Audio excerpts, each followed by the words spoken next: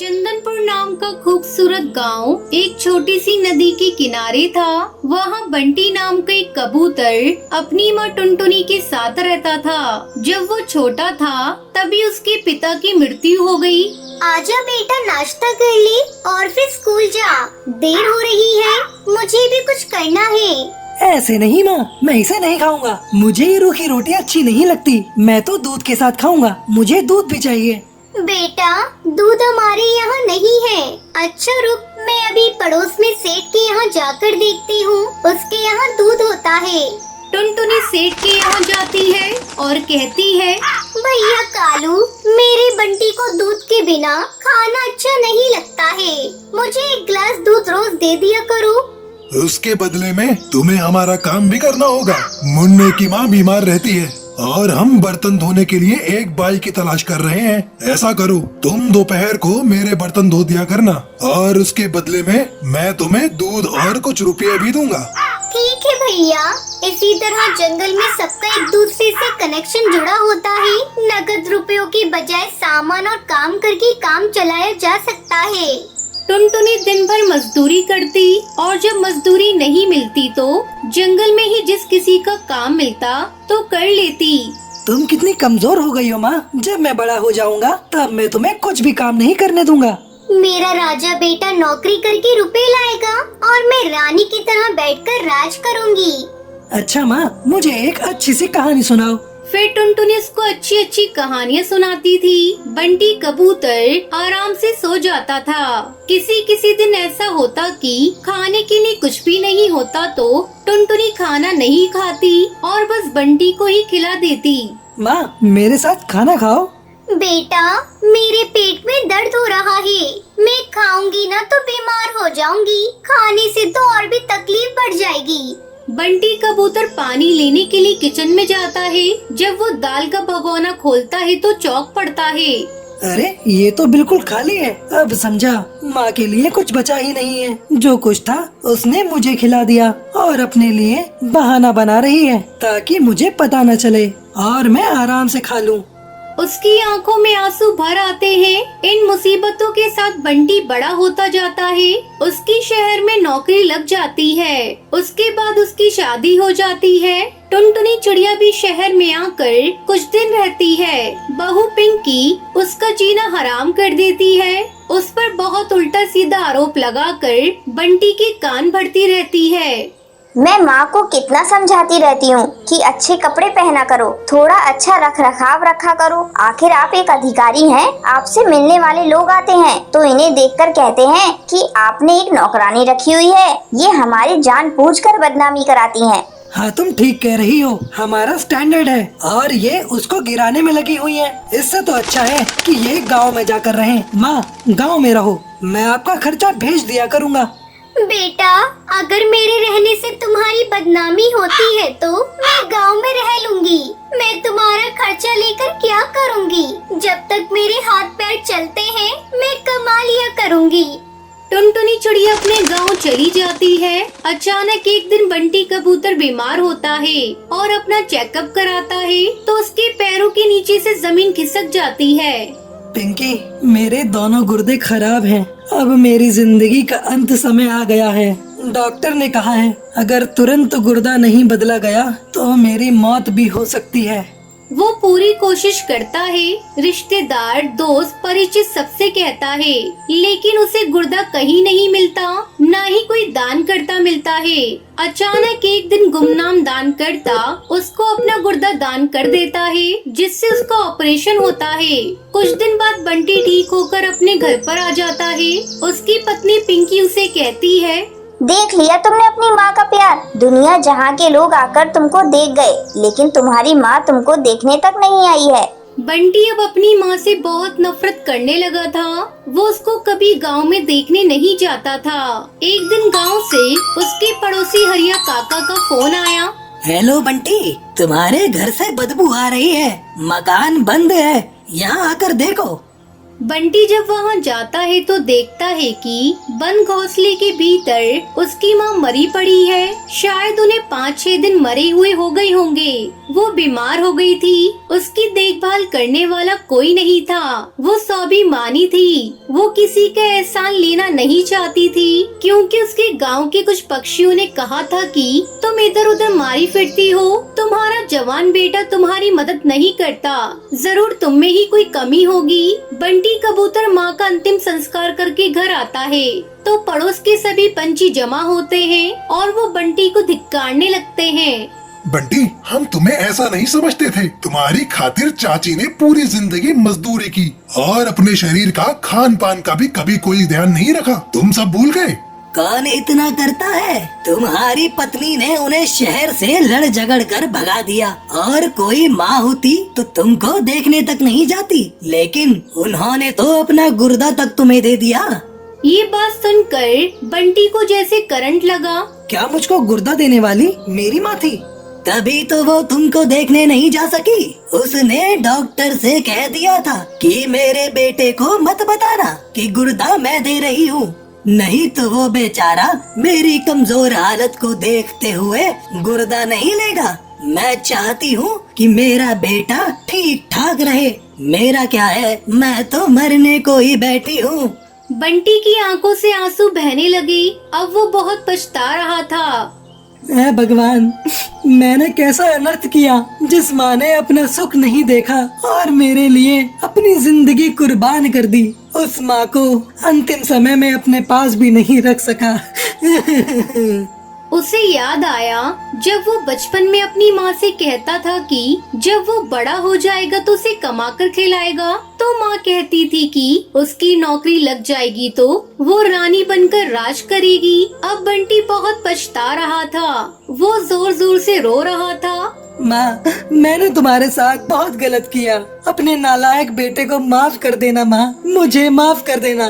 मैंने तो तुम्हें एक दमड़ी तक नहीं दी और तुमने फिर भी मेरे लिए जिंदगी कुर्बान कर दी। मैंने तेरे साथ दुश्मनों सा बर्ताव किया माँ, मुझे माफ कर देना माँ, मुझे माफ कर दे। वो सर पटक पटक कर रो रहा था, लेकिन अब सिवाय पछताने के क्या हो सकता था। रामपुर में कालू अपनी पत्नी टुनटुनी के साथ रहता था।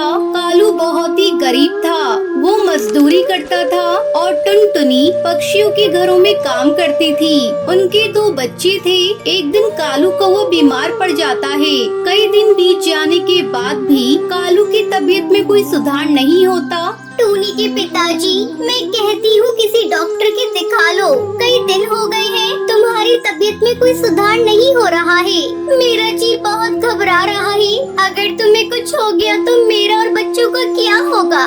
तू तो एकदम पगली है। मुझे कुछ नहीं होगा। वैसे मैं कल ही सरकारी अस्पताल में जाकर अपना चेकअप करा लूँगा। अगले दिन टुनटुनी कालू कौवे के साथ अस्पताल जाती है। कालू का चेकअप करने के बाद डॉक्टर बताता है, इनके शरीर में खून की कमी हो गई है। मैं कुछ दवाइयाँ लिख देती हूँ, आप इन्हें समय समय पर देते रहिएगा। और हाँ, 1 महीने तक इन्हें आराम करना होगा। टुनटुनी दवा लेकर अपने पति के साथ घर जाती है। टुनटुनी, ये दवाइयाँ तो बहुत महंगी लग रही हैं। इतने पैसे तुम्हारे पास कहाँ से आए? तुम ठीक कह रही हो, ये दवाइयाँ बहुत महंगी है। इतने पैसे तो मेरे पास थे नहीं, इसलिए मैंने अपना मंगलसूत्र दुकानदार के पास गिरवी रख दिया है। जब पैसे आ जाएंगे तो मैं उसे छुड़ा लूंगी। अब तुम आराम करो, तब तक मैं भोजन बना लेती हूँ। माँ, मैंने भोजन बना दिया है, तुम पिताजी को खिला दो। ये तूने बहुत अच्छा किया टूनी। जा जल्दी से पिताजी के लिए भोजन लेकर आ। टूनी भोजन लाने रसोई में चली जाती है। तभी टुनटुनी की छोटी बेटी उससे पूछती है, माँ, पिताजी को क्या हुआ है? कुछ नहीं बेटा, तेरे पिताजी के शरीर में खून की कमी है। वो जल्दी ही ठीक हो जाएंगे, तो परेशान मत हो। टुनटुनी कालू कौवे को भोजन करा के दवा देती है। अब तुम आराम करो जी, डॉक्टर ने तुम्हें आराम करने को बोला है। इस तरह कुछ दिन गुजर जाते हैं। टुनटुनी काम पर भी नहीं जा रही थी। उसका सारा समय कालू की देखभाल में ही निकल जाता था। कालू की तबीयत लगातार बिगड़ती ही जा रही थी और एक दिन उसकी मौत हो जाती है।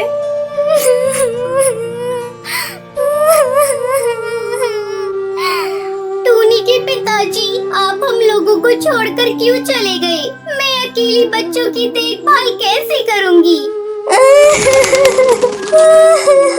पिताजी आप उठ जाइए। पिताजी आप हम लोगों के साथ ऐसा क्यों कर रहे हैं? टुनटुनी की दुनिया उजड़ चुकी थी। उसे कुछ भी समझ में नहीं आ रहा था कि अब वो क्या करेगी। एक दिन टूनी चिड़िया उससे कहती है, माँ तुम कहो तो मैं आपकी जगह काम करने चली जाऊँ। घर में सारा राशन खत्म हो गया है। नहीं बेटा, मैं कल खुद ही काम पर चली जाऊंगी। अब कितने दिनों तक घर पर अकेली बैठी रहूंगी। अगले दिन टुनटुनी काम पर जाती है। अरे टुनटुनी, तू इतने दिनों तक कहाँ थी? मैंने तेरी जगह दूसरी नौकरानी रख ली है। ये ले तेरे पिछले महीने की पगार। टुनटुनी वापस अपने घर आ जाती है। माँ तुम बहुत जल्दी आ गई। क्या करूँ बेटा, मालकिन ने मेरी जगह नई नौकरानी रख ली है। मैं सोच रही हूँ कल से जलेबी बनाकर बेचना शुरू कर दूँ। वैसे भी बारिश का मौसम है, इस मौसम में गर्मा गर्म जलेबी खाना सभी पसंद करते हैं। अगले दिन टुनटुनी एक स्कूल के बाहर जलेबी बेचना शुरू कर देती है। जलेबी वाली आंटी, मुझे छोटी छोटी दही के साथ गरम गरम जलेबी देना। अरे ओ कलवा, आ तू भी यहाँ आकर गर्मा गर्म जलेबी खा। आंटी की जलेबी बहुत ही स्वादिष्ट है। आंटी मेरे दोस्त को दही के साथ जलेबी देना। स्कूल के बच्चे टुनटुनी की गर्मा गर्म जलेबी खाते और उसकी तारीफ करते।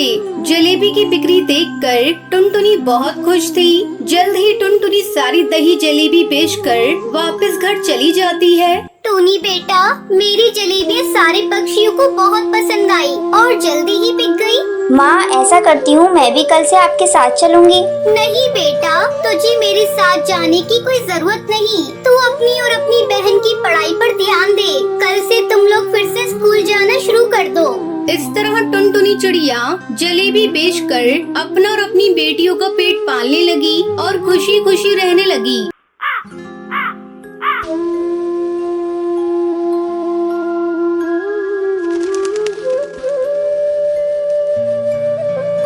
रामपुर के जंगल में भूरी चिड़िया अपने मम्मी पापा के साथ रहती थी। उसका पिता कालू कौआ शहर में नौकरी करता था।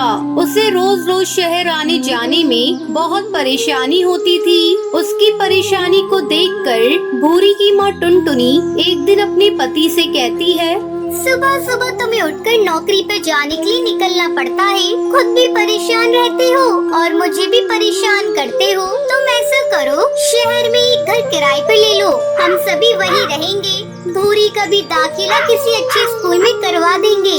यहाँ गांव में कोई अच्छा स्कूल भी तो नहीं है।